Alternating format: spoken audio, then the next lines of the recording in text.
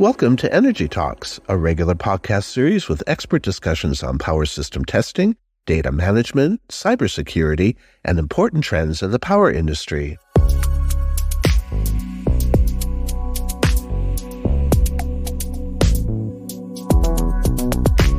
Hello, everyone.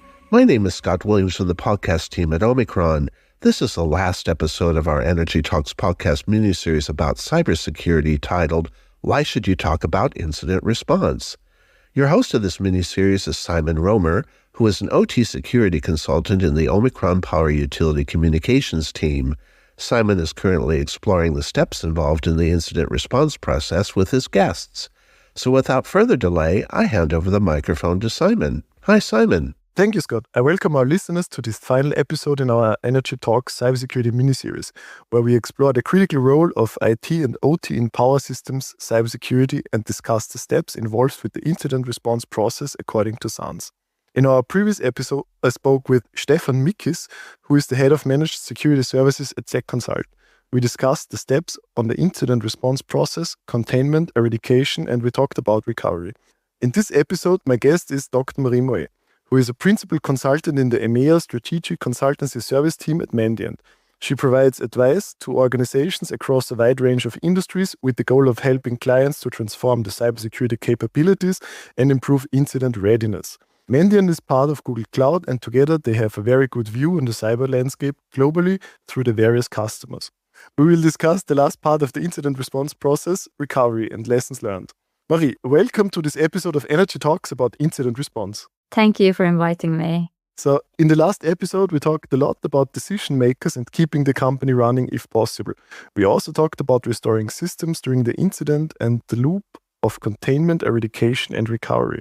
Let's start with a question of when to break out of this loop and deem the investigation concluded. Yeah, this can be a bit tricky. I would say it depends a lot on the nature of the incident, and also you sort of have to find your level of confidence in whether you completely managed to expel the threat actor from their access to your systems. And I've seen some type of, let's say, espionage type of incidents where the clients struggle for months, even years, to be confident that they could trust their previously compromised systems to be recovered, to be clear from all threat actor presence, or even like potential access for the threat actor, like let's say web shells that they haven't found or any type of backdoors in systems. In some cases, the victim has to completely eradicate, rebuild their IT environments, especially legacy environments, in order to get to that kind of level of confidence. And sadly, I've also seen many incidents where the client kind of concluded the investigation prematurely and unfortunately had to deal with the threat actor regaining their access. Or when they were looking into further incidents, they came to the realization that the threat actor had actually been there the whole time, had not been properly expelled, had a foothold ever since their last investigation. So one thing that could help you prepare for getting to that point of confidence in your recovery is to be sure to spend enough resources on your thorough scoping and containment phase of your investigation, so that you probably discuss in earlier shows of this podcast. So you need to perform some thorough sweeps of your environment to look for any threat actor presence, find their indicator of compromise, and in some cases even like pivot on those indicators in order to do another sweep of the entire environment several times as you go through the investigation to make sure you haven't missed anything. So you mentioned some really nice things there, like some really interesting things. Basically what you say is you can't never be 100% sure. And if you're not quite sure and it's important enough, then you have to rebuild, right? In my past, I also had this case where we came to an attack and the attacker has always been there like for the past 8 years or so. So basically you have to be confident, but who makes these decisions, or how can you be confident enough? Yeah, so ultimately it's always a business decision to determine when you reach that level of confidence, to know that your identification, your recovery is complete and it's time to return to business as usual. So for production environment, for OT systems owners, I think the cost and downtime due to investigations will many times put a lot of pressure on the incident responders in this phase to quickly kind of conclude. So if things are shut down, that they can be turned on again. But on the other hand, you need to be sure, because the cost can also be considerable if you make a wrong decision and you're not properly mitigating the incident.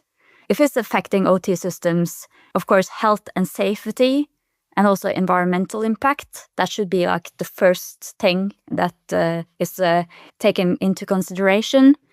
So it's important that when it comes to actually shutting down production facilities, this is something that the OT engineers will be in deciding much more than the cyber experts, because they know what would the consequences be if we shut down these systems, and consequences of turning things off in order to carry out those investigations.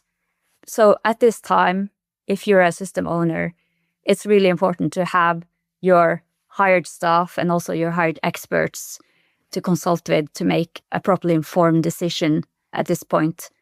And one thing I want to emphasize is it's super important to also have a really close relationship to your third-party vendors, your OEMs, your integrators in this phase, because they would be like a crucial part of the process to recover, to rebuild systems, and to have confidence in that recovery. So working closely with those third parties will be key in this phase. This echoes very nicely what we said in a previous episode of that the security people are just service contractors, or like we provide services, and the real decisions have to be made by the engineers in the field and the crisis board, where we are just one voice of many, and that you have to consult other parties as well. So we are not the superheroes we like to be, but we are just one part of the team. This is really nice because our listeners are mostly the engineers, and this is always my time when I say, please, if there's a security person needing your help, we are not the bad guys. We want to get rid of the bad guys.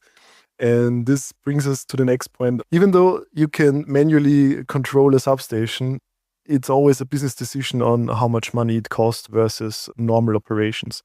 So if I may conclude what you said, it's basically a business decision, and it's always coming down to risk versus cost, right? But is this also the point where you start rebuilding the system and recovering the system? Because you said that you have to sometimes rebuild the whole systems.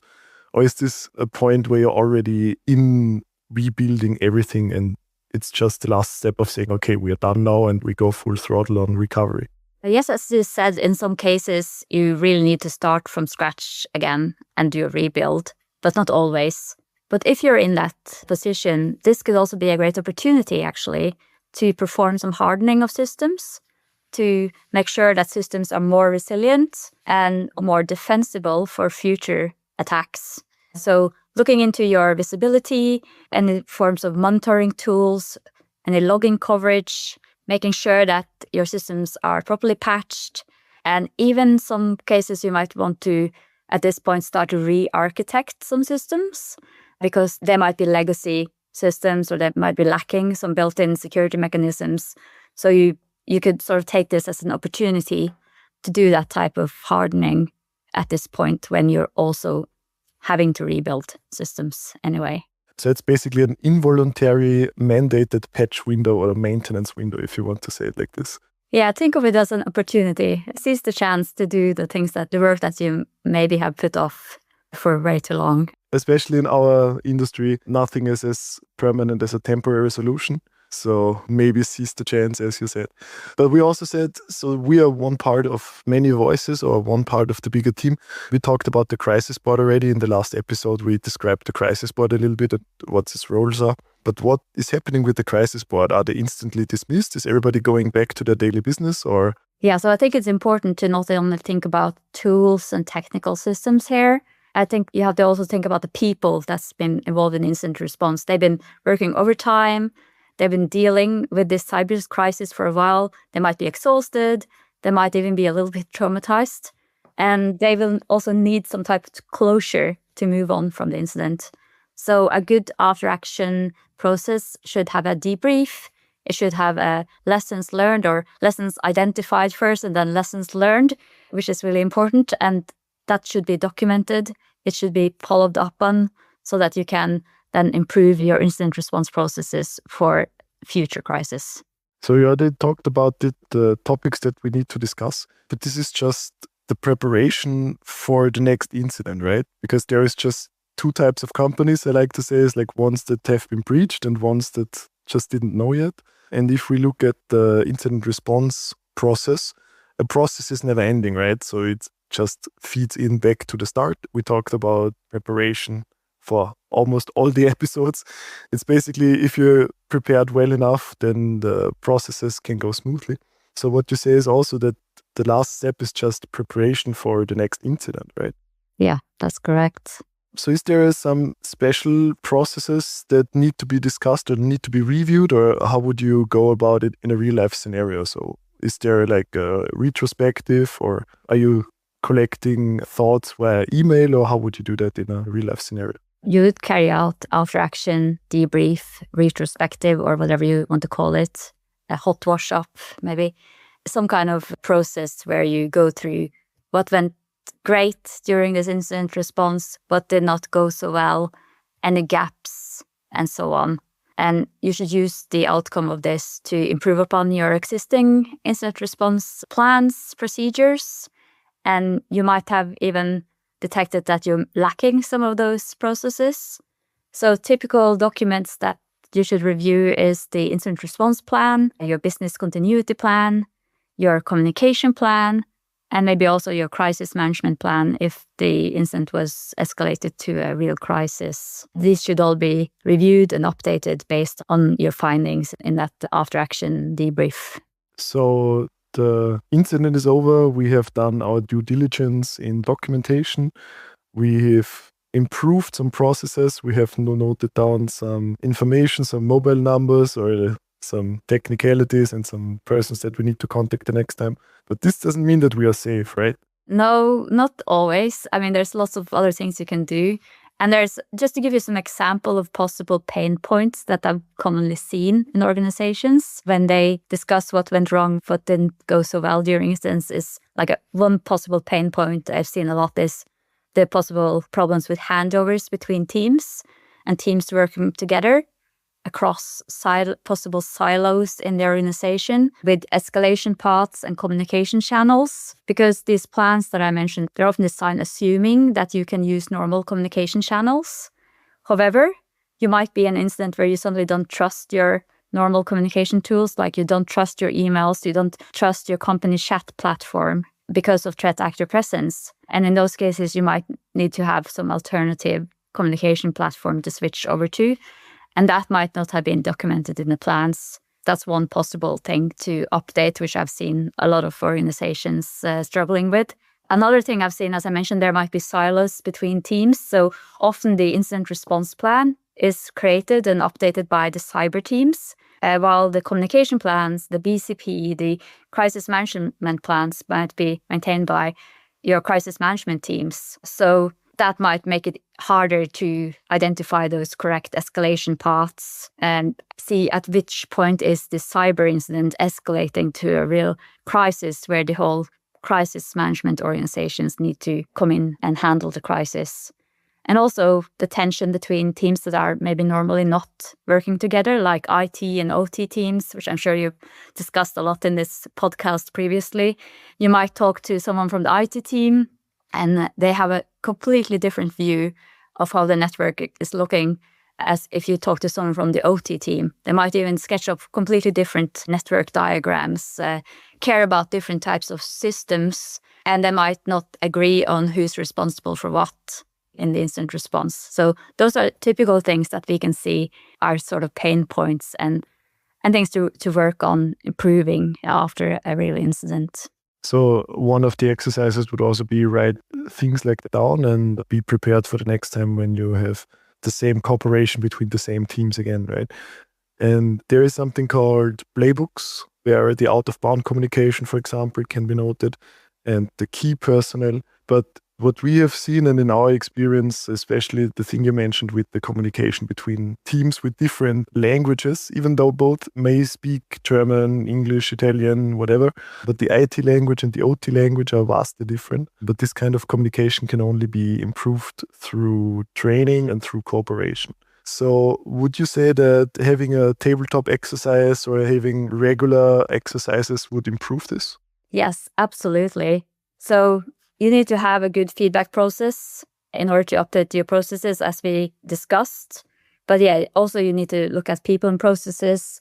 You need to bring together the teams that needs to work together in an actual incident. Make sure that the lessons learned are shared across the teams, across the silos, also including those third parties, those OEMs, integrators, vendors into that discussion, I think is of importance. You can, for instance, look into updating your contracts, your SLAs. You might even think about onboarding new retainers so that you are properly prepared for any future incidents. So these are the steps that should be taken after the incidents, right? After all the systems are restored, the IADs are configured, networks have been cleaned and swept, passwords have been reset, and what else needs to be done is what happens next? So I would say never waste a good crisis. This is the time to use the momentum caused by the incident to focus on improvement, to identify those gaps, to be better prepared for the next one. So you'll probably never have a better time than just after incident to actually get the CEO and the board on your side to invest in cybersecurity and also incident response preparedness. So examples of things you could do, like you mentioned, is you could do security maturity assessments, tabletop exercises, purple team exercises, and you can invest in your personnel by training programs that are tailored for your teams and your team's needs when it comes to cybersecurity. Purple team exercise is a really good keyword for our upcoming episodes where we're going to look at the offensive side of things. So purple team for our listeners is a mixture of red team and blue team. I am part of the blue team. I guess, Marie, you are also part of the blue team, if I would. Yes, definitely. So we are the good guys, and there is the red team, which are the supposedly bad guys, but they're also good guys. They help you out in the end. So with this, is there anything you want to add to the whole process? So we've talked about what to do after the incident, and after the incident is before the incident, if you want to add something. Yeah, you did mention that. So when the incident is over, we are safe now, right? Earlier. I don't know if I answered that properly, because I want to emphasize that there is a heightened risk of another incident just when you think that the current one has been closed out. One possibility is that the threat actor has not had all their access eradicated, as we discussed earlier. Another possibility is that other threat actors see that you have been compromised and they might be inspired to target your organization based on that. Let's say that you, for instance, decided to actually pay a ransomware threat actor. That could single you out as an easy target or someone that has the willingness to pay to other ransomware threat actors as well. So it's definitely something to be wary of. And due to this risk, spend extra time and resources on hardening and also maybe increased monitoring of systems for a while. Good amount of time actually after the incident has been closed up. That's one thing I would like to recommend. Basically, the money is better spent in fixing your cybersecurity posture than paying some ransomware actor. Yeah, I'm not going to comment on that, but just saying that if you pay, there's a risk you might be seen as an attractive target. I would just ask you before the end if you can share some stories with us. Yeah, I do have a story about attribution, which might be fun. So there was one incident where there was a company that received several spear phishing emails with typical spear phishing emails with embedded malware in attachment. I think the attachments were typically PDF files that had some malware embedded into them. We did have quite a lot of suspicion about who the threat actor was behind this. It was basically, this is quite a long time ago. It was related to Chinese threat actors and industrial espionage. And so we did have quite a lot of indicators what threat actor it was. But we did not know was the tool that they were using to create these spear phishing attachments. But then the threat actor made a crucial mistake in one of those spear phishing emails, which actually led our analysts to the exact tool that was being used. So they basically used a tool which had a nice interface where you could just combine a malware binary with a PDF document. And you could even choose how the icon was going to look like on your laptop when you downloaded the attachment. A problem, however, was the threat actor had actually, instead of incorporating the malware into the PDF, they incorporated their tool, which they used to create the malware. So basically, you got the tool for free. Our analysts got the tool for free, which was amazing. And the tool was in Chinese. It was pretty easy to understand that this was coming from a Chinese threat actor. This is a really funny story. I was not expecting this. This is from my previous role when I worked at the Norwegian CERT team. I think I've heard the story before somewhere in a talk or something. But the problem with attribution, and this is a whole different topic, is that it's always kind of political, right? So when I was working with the previous company and we were investigating a breach in a, how to say it without breaking my NDA, in a party that was closely related to our government, and we knew exactly who the adversary was, but officially attribution was not possible. So, yeah. But maybe we're going to talk about attribution in a future episode, which would be a really nice topic. Yeah, this was just one of the more funny stories I was thinking of when you asked me for funny stories, because that was really funny. Thank you, Miri, for joining me for this discussion about recovery and lessons learned and on how to successfully close the incident response process. Thanks for having me. This was our last episode in this cybersecurity miniseries about why you should talk about incident response. The next episode will kick off a new chapter where we are going to talk about offensive security in an OT environment. So be sure to join next time as well. Also, please let us know if you would like to hear in more detail about how a penetration test or red teaming exercise looks like in a substation and beyond. I'm looking forward to your feedback, and thanks for accompanying me on this journey. And with no further ado, I'm returning the microphone back to Scott. Thank you, Simon, for hosting this Energy Talks podcast mini-series, Why Should You Talk About Incident Response? We really learned a lot about the incident response process with you and your guests, and we look forward to listening to other upcoming episodes with you about cybersecurity. And to our audience, a big thank you for listening to this and other episodes of Energy Talks. We always welcome your questions and feedback. Please send us an email to podcast@omicronenergy.com. OMICRON has several years of experience in power system testing, data management, and cybersecurity, and offers you the matching solution for your application. For more information, please visit our website at omicronenergy.com. Please be sure to join us for the next episode of Energy Talks. Goodbye for now, everyone.